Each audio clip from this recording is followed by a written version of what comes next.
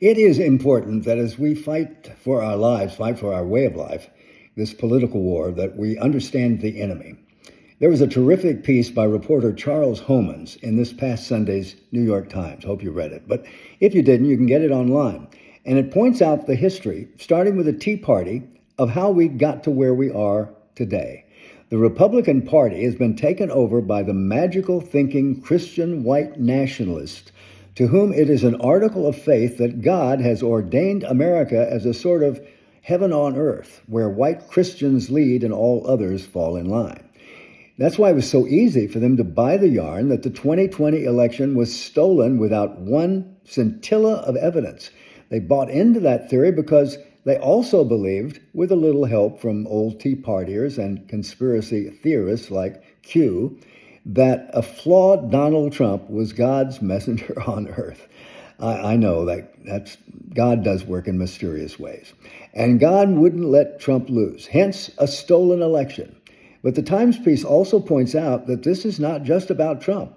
It's about a growing white nationalist belief that democracy is not in God's plan. They say we're getting that First Amendment thing all wrong, that the Constitution's framers were all Christians, and they intended America to be a Christian nation run by people and for the people that God put in place, namely white Christian men. The fact that all that is provably absurd means nothing to these people. Facts are just fake news. They are true believers. But the article also points out that Trump is not the end. He's just the beginning. He's old, going to die soon. And this movement must last until, the rapture. That's why our side may be overplaying the Trump angle. The real villains are those in Congress who call themselves Republicans. That's why any Republican who wants to keep his job is not going to say publicly that Trump really lost in 2020, even though he knows that he did, and the argument that he didn't is bullshit. And that's why we can't just sit on our butts in the midterms next year, figuring that just voting is enough, because if their plans come to fruition, our votes won't count. Stop the Steal, which was the slogan MAGA used about the phony claim of 2020, has been appropriated by our side, as it should, to call attention to what they're trying to do in the midterms.